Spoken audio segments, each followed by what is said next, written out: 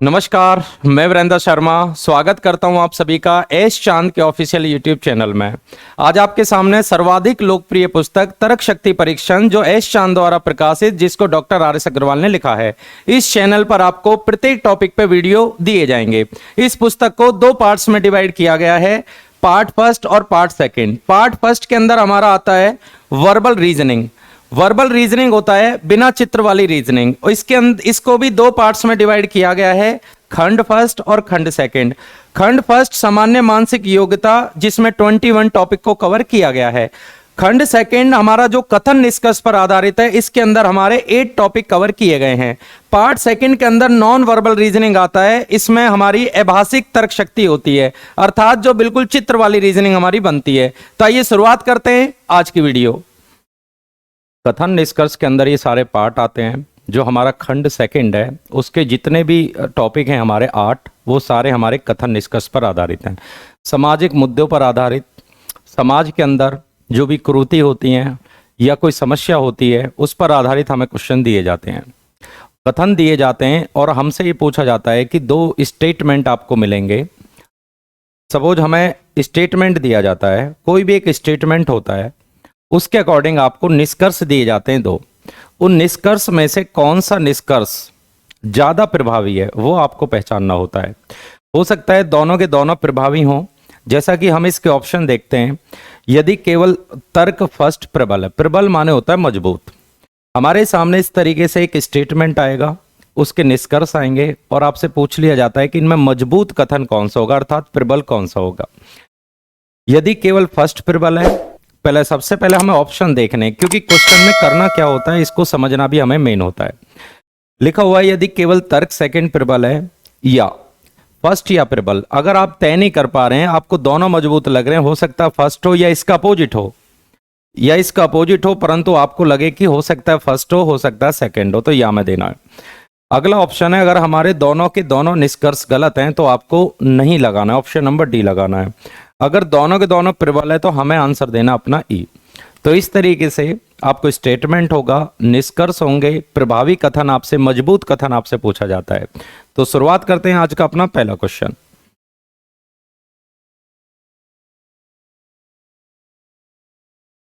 क्या ग्रामीण भारत में कृषि को मशीनरीकृत किया जाना चाहिए?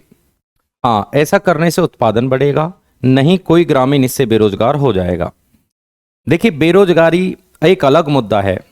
अब हमसे जो स्टेटमेंट दिया जा रहा है, क्या ग्रामीण भारत में कृषि को मशीनरीकृत किया जाना चाहिए? टेक्नोलॉजी का यूज कृषि में अगर करेंगे तो ऐसा करने से देखिए उत्पादन बढ़ेगा। अब बेरोजगारी के बारे में इस क्वेश्चन में नहीं बोला जा रहा है कि इससे बेरोजगारी बढ़ेगी या घटेगी। हो सकता है रीजन हमारा सही हो, परंतु हमें इन दोनों में से एक प्रबल रीजन पहचानना है। तो दोनों में जो मजबूत है वो निकल के आएगा हमारा ऑप्शन नंबर फर्स्ट। तो हमारा जो यदि केवल फर्स्ट तर्क प्रबल है, तो इस सवाल का आंसर रहेगा हमारा ऑप्शन नंबर फर्स्ट। क्योंकि अगर आप टेक्नोलॉजी को खेती के साथ जोड़ेंगे तो उससे खेती का उत्पादन हमेशा बढ़ता है। सेकंड, लड़कियों को जूडो और कराटे जैसी कला सीखनी चाहिए। हाँ, यह उन्हें स्वयं को गुंडों और बदमाशों से बचाने में सक्षम बनाता है, नहीं वे अपनी स्त्री लावण्य को खो देंगी। देखिए, लड़कियों के अंदर ये कला होनी चाहिए कि उन्हें जूडो और कराटे जैसी कला सीखनी चाहिए, क्योंकि कभी भी प्रॉब्लम आ सकती है।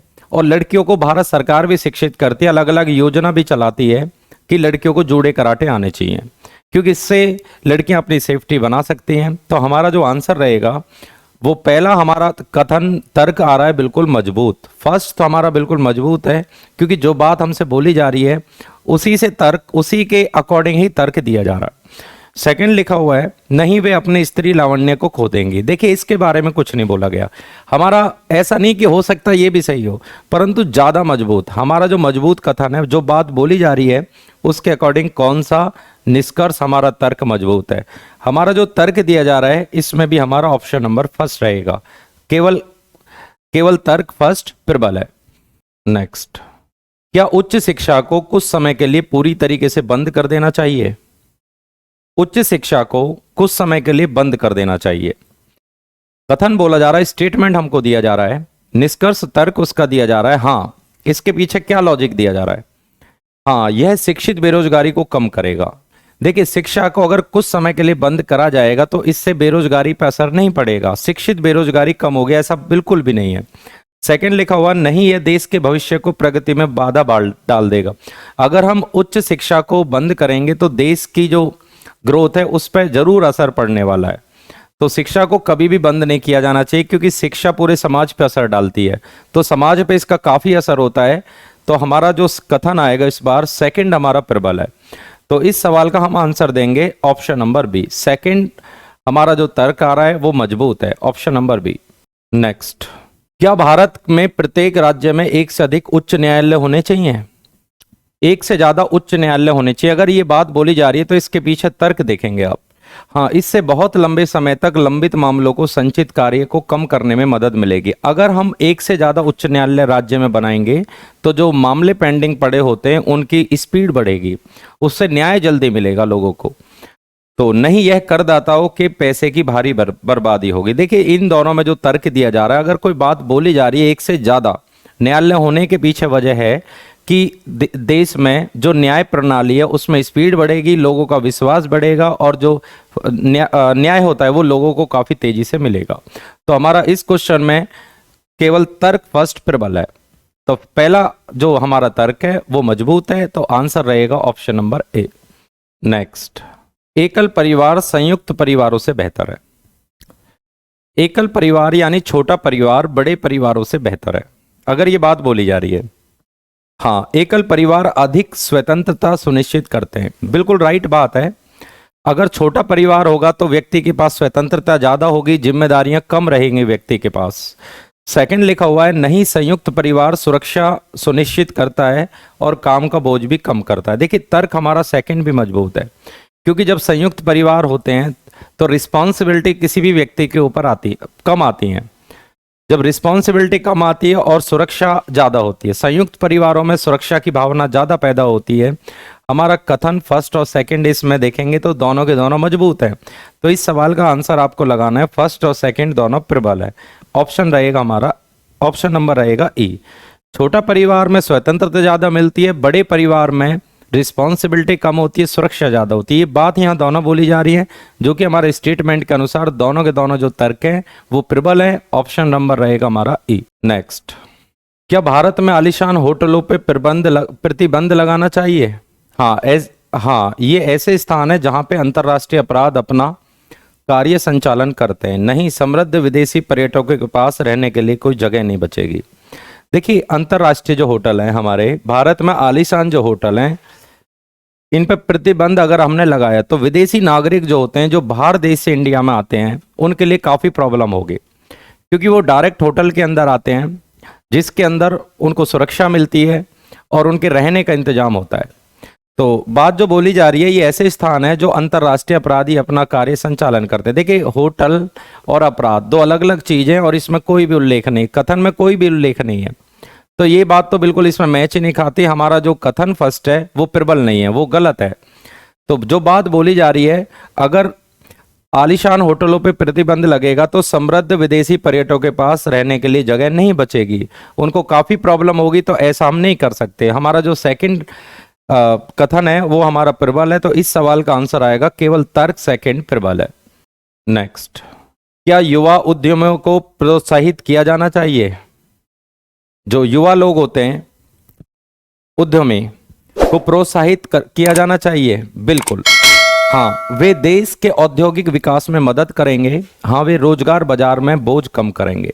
देखिए, अगर इनको प्रोत्साहित करेंगे, प्रोत्साहित करने से जो विकास है, जो ग्रोथ है हमारी इंडस्ट्रियल की, उसमें बढ़ेगी और वे रोजगार बाजार में बोझ कम कर देंगे। जब अगर उनको प्रोत्साहित करेंगे तो जो रोजगार होता है उस पर काफी असर पड़ेगा और उस पर बोझ भी कम होगा। तो ये दोनों के दोनों जो तर्क दिए जा रहे हैं बिल्कुल मजबूत है, क्योंकि जैसे जैसे उद्योग बढ़ेगा, उद्योग बढ़ने से सीधी सीधी ग्रोथ बढ़ने, देश की औद्योगिक विकास में ग्रोथ बढ़ती है और बेरोजगारी भी कम होती है। तो हमारे जो सेकंड जो दोनों तर्क है वो प्रबल है। ऑप्शन नंबर रहेगा इसमें ही, पहला भी मजबूत है, हमारा सेकंड भी मजबूत है। नेक्स्ट स्टेटमेंट हमारे सामने है, वीडियो को आखिरी तक आपको जरूर वॉच करना है, काफी अच्छे अच्छे क्वेश्चन आपको कराए जा रहे हैं। क्या गर्भावस्था के दौरान लिंग निर्धारित परीक्षण पूरी तरीके से प्रतिबंधित होना चाहिए? हाँ, इससे अंधाधुंध कन्या भ्रूण हत्या हो जाती है और अंत में सामाजिक असंतुलन का कारण बनता है। सेकंड दिया जा रहा है, नहीं, वे अपनी स्त्री लावण्य को खो देंगे और अपने अजन्मे में बच्चे के बारे में जानने का अधिकार है। देखिए, भ्रूण हत्या पर रोक लगनी चाहिए, जिससे लिंगानुपात में जो अंतर बना है वो कम होगा। तो ये बात जो बोली जा रही है, सामाजिक असंतुलन का कारण बनेगा, ये बिल्कुल बात सही है, क्योंकि सामाजिक संतुलन बनाने के लिए स्त्री और पुरुष दोनों की महत्वपूर्ण भूमिका होती है। जब समाज में स्त्री ही नहीं रहेंगी तो सामाजिक संतुलन बरकरार नहीं हो पाएगा। तो जो बात बोली जा रही है भ्रूण हत्या पे बिल्कुल रोक लगनी चाहिए, और वो बात बोली इसी वजह से जा रही है कि जो सामाजिक संतुलन है, असंतुलन है, वो बिगड़ जाएगा। हमारा जो पहला तर्क है वो काफी मजबूत है, सेकंड तर्क हमारा मजबूत नहीं है। तो आंसर आएगा हमारा ऑप्शन नंबर ए, पहला तर्क हमारा प्रबल है। नेक्स्ट, क्या मुंबई में नए बड़े उद्योग शुरू किए जाने चाहिए? मुंबई में क्या बड़े उद्योग शुरू किए जाने चाहिए? हाँ, यह रोजगार के अवसर पैदा करेगा। देखिए, उद्योग अगर हम लगाएंगे तो रोजगार के नए अवसर तो जरूर पैदा होंगे, ये बात बिल्कुल सही है। हमारा जो तर्क दिया जा रहा है फर्स्ट, वो बिल्कुल सही है, क्योंकि रोजगार के लिए उद्योग का होना जरूरी है। सेकंड है, नहीं, यह शहर के प्रदूषण को और ज्यादा बढ़ा देंगे। अगर हमने नए उद्योग लगाए तो शहर का प्रदूषण तो इंक्रीज होना है। तो हमारा देखो, दोनों के दोनों कथन मजबूत हैं, पहला भी और दूसरा भी। तो या तो ये बात आपको करनी पड़ेगी या ये करनी पड़ेगी, पर मजबूत दोनों है, तो हमें ऑप्शन नंबर लगा के आना सी, क्योंकि पहला भी मजबूत है। अगर पहला करेंगे तो दूसरा नेगेटिव आता है, दूसरा करेंगे तो पहला नेगेटिव आता है। या तो ऊपर वाला सही है या नीचे वाला सही है। तो आंसर आपको या में लगाना है इसमें, क्योंकि इन दोनों में देखिए तर्क हमारे मजबूत है, ठीक है, परंतु दोनों में से आपको एक चुनना पड़ेगा। तो आंसर आएगा इसमें या में। तो हमारा फर्स्ट या सेकेंड प्रबल है। नेक्स्ट, क्या हमारे देश में मांसाहारी भोजन पूरी तरीके से प्रतिबंधित कर देना चाहिए? देखिए, मांसाहारी भोजन हो या शाकाहारी भोजन हो, इस पर हम प्रतिबंध नहीं लगा सकते। सबसे पहले हम इसके पीछे तर्क देख लेते हैं, उन्होंने तर्क क्या दिया। हाँ, यह महंगा है और इसलिए हमारे देश में ज्यादातर लोगों की पहुंच से परे है। नहीं, हमारे जैसे लोकतांत्रिक देश में कुछ भी प्रतिबंधित नहीं होना चाहिए। ये बात बिल्कुल राइट है, क्योंकि देखिए, लोगों को क्या खाना है, क्या पहनना है, ये लोग ही तय कर सकते हैं। तो हमारा जो स्टेटमेंट आ रहा है, मांसाहारी भोजन पूरी तरीके से प्रतिबंध करना गलत है, क्योंकि इससे लोगों को जो अधिकार दिए गए हैं, लोग अपने अधिकार से वंचित हो जाएंगे, और लोग अपने अकॉर्डिंग उनको क्या खाना है, क्या पहनना है, ये लोग ही तय कर सकते हैं। तो आंसर हमारा रहेगा ऑप्शन नंबर सेकंड। हमारा तर्क सेकंड मजबूत है। महंगा है, सस्ता है, ये बिल्कुल तर्क मजबूत नहीं है। तो मांसाहारी भोजन प्रतिबंधित हो जाना चाहिए। लोकतांत्रिक देश में देखो, लोगों के पास अधिकार होते हैं, तो उनके अकॉर्डिंग ये बात बिल्कुल सही है। तो हमारा जो सेकंड आ रहा है तर्क, वो काफी प्रबल है।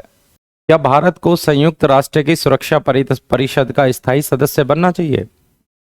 सवाल है, क्या भारत को संयुक्त राष्ट्र परिषद की सुरक्षा सदस्य बनना चाहिए? तर्क दिया जा रहा है, हाँ, भारत एक ऐसे देश के रूप में उभरा है जो शांति और मैत्री में प्रेम करता है। नहीं, सबसे पहले हमें अपनी जनता की गरीबी और कुपोषण जैसी समस्याओं को हल करना चाहिए। देखिए, देश की जो ग्रोथ होती है वो इस बात पे हम तय नहीं कर सकते कि देश में गरीबी है। तो देश की ग्रोथ अपनी जगह है और गरीबी अपनी जगह है। तो देश की ग्रोथ के लिए हमें गरीबी की वजह से देश की ग्रोथ नहीं रोकनी चाहिए। हमारा जो फर्स्ट आ रहा है बिल्कुल सही आ रहा है, क्योंकि भारत जो देश है वो मैत्री और शांति चाहता है। इसी वजह से भारत को सुरक्षा परिषद का स्थायी सदस्य जरूर बनना चाहिए, जिससे देश की ग्रोथ भी बढ़ेगी। जब देश की ग्रोथ बढ़ेगी तो अन्य काफ़ी समस्याएं जो देश के अंदर हैं उनको भी हल करने में काफ़ी सॉल्यूशन मिलेगा। तो इस क्वेश्चन का जो आंसर मिलेगा वो हमारा पहला तर्क मजबूत है। सेकंड मजबूत इस वजह से नहीं कि गरीबी और कुपोषण की दूसरी समस्याएं, इसके पीछे जैसा कि मैंने आपको बताया है कि देश की ग्रोथ को नहीं रोकना चाहिए, क्योंकि देश की ग्रोथ हमेशा बढ़नी चाहिए। नेक्स्ट, क्या फैशनेबल कपड़ों पर प्रतिबंध लगाया जाना चाहिए? जैसा कि एक क्वेश्चन अभी इसी वीडियो में आपको मिला है कि मांसाहारी खाने पर रोक लगानी चाहिए। मैंने वहां पे भी बताया था आपको, खाने पे या कपड़े पहनने में व्यक्ति का अपना अधिकार होता है, परंतु इसमें देख लेते हैं फैशनेबल कपड़ों पर प्रतिबंध लगाना चाहिए। हाँ, फैशन बदलते रहते हैं और जिससे कपड़ों की खपत बढ़ जाती है। ये तर्क बिल्कुल भी मजबूत नहीं है। सेकंड दिया गया, नहीं फैशनेबल कपड़े व्यक्ति का आत्म अभिव्यक्ति और इनका मूल अधिकार है। बिल्कुल, व्यक्ति का खाना और पहनना ये व्यक्ति के मूल अधिकार में आते हैं। तो व्यक्ति क्या खाएगा क्या पहनेगा ये व्यक्ति ही तय करते हैं। हमारा जो सेकंड तर्क आ रहा है वो काफ़ी मजबूत है, पहले वाला तर्क मजबूत नहीं है। नेक्स्ट, क्या न्यायपालिका को कार्यकारी से स्वतंत्र होना चाहिए? देखिए, न्यायपालिका और कार्यपालिका बिल्कुल अलग हैं, इनको स्वतंत्र होना चाहिए, क्योंकि जब भी ये दोनों जॉइंट हो जाएंगी तो भ्रष्टाचार काफ़ी बढ़ेगा। तो दोनों का गठजोड़ बिल्कुल अलग है, क्योंकि न्याय बिल्कुल सेपरेट अलग होना चाहिए। तो कार्यकारी से स्वतंत्र होना चाहिए। हाँ, यह कार्यकारी की गैर कानूनी गतिविधियों को रोकने में मदद करता है। नहीं, कार्यकारी साहसी उपाय को लेने में सक्षम नहीं होगी। देखिए, बात बिल्कुल सही है, जब न्यायपालिका बिल्कुल अलग होगी, अगर कार्यपालिका में भ्रष्टाचार हुआ है तो फिर उसे न्यायपालिका देखेगी। जब जहां भ्रष्टाचार हुआ है अगर उसी से न्यायपालिका मिल जाएगी तो न्याय नहीं हो पाएगा। हमारा जो फर्स्ट आ रहा है वो तर्क काफ़ी मजबूत है। हाँ, यह कार्यकारी की गैर कानूनी गतिविधियों को रोकने में मदद करती है। बिल्कुल सही बात है, कार्यपालिका में जो भी गैर कानूनी गतिविधि होंगी उनको न्यायपालिका रोकती है। ऑप्शन नंबर आएगा हमारा फर्स्ट। क्या सिगरेट के पैकेट पर धूम्रपान स्वास्थ्य के लिए हानिकारक है जैसे शब्द अनिवार्य रूप से दिखाए जाने चाहिए? देखिए, धूम्रपान से व्यक्ति को फेफड़े प्रभावित होते हैं, लंग्स प्रभावित होती हैं, अस्थमा का रोग, अलग अलग तरीके के रोग व्यक्ति को उत्पन्न होते हैं। कैंसर, व्यक्ति को कैंसर होता है गुटखे खाने से, सिगरेट पीने से कैंसर के रोग भी या अलग अलग रोग व्यक्ति को उभर जाते हैं। तो व्यक्ति को जागरूक करने के लिए यह एक प्रकार की मानसिकता बदलने वाला होता है, ताकि धूम्रपान करने वालों को यह महसूस हो कि वो जहरीले पदार्थ की सांस अपने अंदर ले रहे हैं। ये बात बिल्कुल सही है, क्योंकि उनके लंग्स खराब होंगे। जब व्यक्ति को बार बार इंफॉर्मेशन दी जाएगी तो व्यक्ति में जागरूकता बढ़ेगी और वो उनको छोड़ सकता है। तो पहला जो तर्क दिया जा रहा है वो काफ़ी मजबूत है। सेकंड पाते हैं, नहीं यह धूम्रपान के आनंद को प्रभावित करता है। ये बात बिल्कुल गलत है। अगर कोई इन्फॉर्मेशन दी जा रही है तो व्यक्तियों में जागरूकता फैलाने के लिए दी जा रही है। हमारा जो पहला तर्क आ रहा है वो काफ़ी मजबूत है, सेकंड अप्रबल तर्क है। क्या भारत के महानगरों में 15 साल से अधिक पुराने वाहनों को प्रतिबंधित कर देना चाहिए? देखिए, गवर्नमेंट की पॉलिसी होती है वो 15 साल के बाद पुराने वाहन को क्लोज कर देती है। रीजन देखते हैं, तर्क क्या दिया जा रहा है। हाँ, महानगरों में प्रदूषण स्तर को कम करने के लिए यह एक महत्वपूर्ण कदम है। देखिए, पुराने वाहन जो होते हैं वो प्रदूषण ज़्यादा फैलाते हैं। अगर उन पर लगाम लगेगी, उनको बंद करेंगे तो इससे प्रदूषण का जो स्तर है काफ़ी कम होगा। नहीं, वाहन मालिकों के लिए देश के अन्य हिस्सों में स्थानांतरित होना मुश्किल होगा, क्योंकि उन्हें अपने अस्तित्व के लिए उपयुक्त कार्य नहीं मिल पाएगा। ये तर्क बिल्कुल गलत है, क्योंकि प्रदूषण की वजह से लाखों करोड़ों लोग अपनी जान गंवा देते हैं, काफ़ी रोग उत्पन्न हो जाते हैं। तो पहले हमें समाज हित में सोचना है। व्यक्ति का जो पर्सनल हित होता है वो बाद में होता है। हमारा जो फर्स्ट तर्क दिया जा रहा है वो बिल्कुल प्रबल है, क्योंकि इससे प्रदूषण स्तर को कम करने में मदद मिलेगी। तो पहले हमें सामाजिक स्तर पर सोचना है, व्यक्तिगत स्तर पे नहीं सोचना होता है। नेक्स्ट, अगला लिखा हुआ है, उद्योगों में ऊंची चिमनियां स्थापित की जानी चाहिए। देखिए, ऊंची चिमनी स्थापित करने से आसपास प्रदूषण कम होता है। तो तर्क देखते हैं, हाँ यह जमीनी स्तर को प्रदूषण को कम करता है। बिल्कुल बात सही है, जब ऊंची चिमनी लगाएंगे तो उसका जो पॉल्यूशन है वो जमीनी स्तर पर कम होता है। पहला तर्क बिल्कुल मजबूत है। नहीं, यह ऊपरी वातावरण के प्रदूषण को बढ़ाता है। अगर हम दोनों को देखें, हाँ यह जमीनी स्तर के प्रदूषण को कम करता है, नहीं यह ऊपरी वातावरण को प्रदूषित करता है। देखिए, उद्योगों में ऊंची चिमनियां स्थापित करनी चाहिए, इसके पीछे जो तर्क दिया जा रहा है वो पहले वाला सही है। केवल ये बोला जा रहा है ऊंची चिमनी स्थापित करना है, तो ऊपरी वातावरण में प्रदूषण को बढ़ाता है। परंतु दोनों में जो मजबूत आ रहा है वो हमारा फर्स्ट प्रबल है, क्योंकि ऊंची चिमनी लगानी चाहिए बोला जा रहा है। उसके पीछे तर्क यही है कि ऊंची चिमनी लगाने से प्रदूषण का जो स्तर होता है वो जमीनी स्तर पे कम होता है। हमारा जो फर्स्ट हमारा आ रहा है तर्क वो काफी मजबूत है। ऑप्शन नंबर रहेगा फर्स्ट। क्या तलवार की तुलना में कलम भाग्यशाली है? क्या तलवार की तुलना में कलम भाग्यशाली है? ये देखिए, मुहावरा काफी बोला जाता है कि तलवार से ज्यादा जो ताकत होती है वो कलम में होती है। इस बात का मतलब है, तर्क जो दिया जा रहा है, हाँ लेखक लोगों की सोच को प्रभावित करती है। देखिए, जो लेखक होते हैं वो लोगों की सोच बढ़ाते हैं, ठीक है, ये बात बिल्कुल सही तर्क दिया जा रहा है। क्योंकि जो काम तलवार नहीं कर सकती वो काम कलम कर सकती है, वो सुधार कर सकती है, कलम क्रांति ला सकती है समाज में।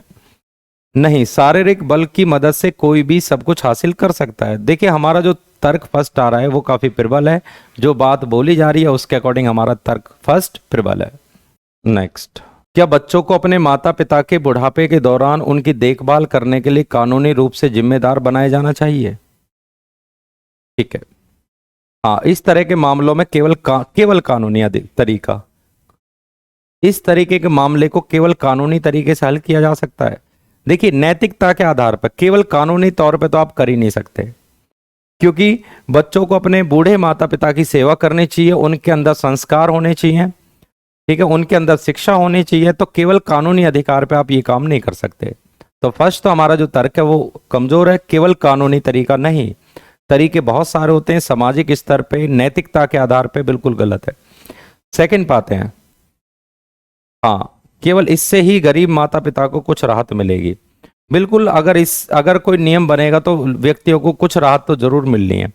हमारा जो तर्क आ रहा है सेकंड वो बिल्कुल प्रबल है, क्योंकि कानून बनने से गरीब माता पिताओं को राहत तो जरूर मिल रही है। ऑप्शन नंबर आएगा हमारा सेकंड, केवल तर्क सेकंड प्रबल है। नेक्स्ट, रंगीन टेलीविजन पर टैक्स करों को टैक्स यानी और बढ़ाया जाना चाहिए।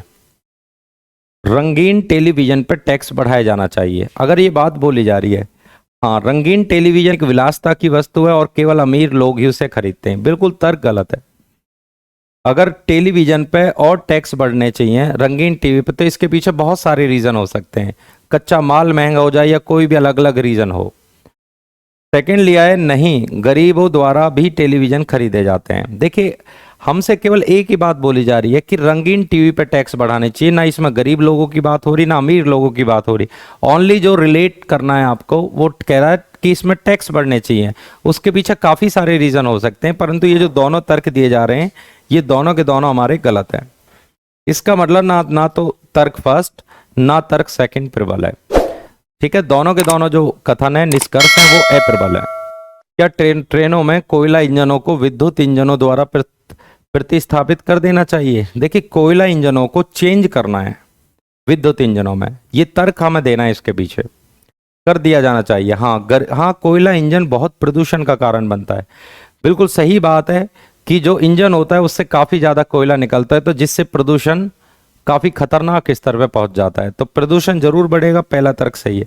नहीं, विद्युत इंजन प्रदर्शन पर अच्छे हैं, कार्य करने में आसान और रख रखाव भी आसान है, बिल्कुल सही बात है। अगर चेंज करने की बात हो रही है तो विद्युत इंजन का रख रखाव भी अच्छा होता है और प्रदर्शन में भी ये अच्छे हैं। तो इसका मतलब हमारे जो दोनों तर्क है फर्स्ट और सेकंड वो दोनों के दोनों प्रबल आते हैं। तो इस सवाल का आंसर आएगा ऑप्शन नंबर बी, फर्स्ट भी प्रबल है और हमारा सेकंड भी प्रबल है। आते हैं नेक्स्ट, क्या पटाखों के निर्माण और उपयोग पर पूर्ण प्रतिबंध लगा देना चाहिए? देखिए पटाखों पर अगर प्रतिबंध लगाना है तो उसके पीछे दो वजह हो सकती हैं।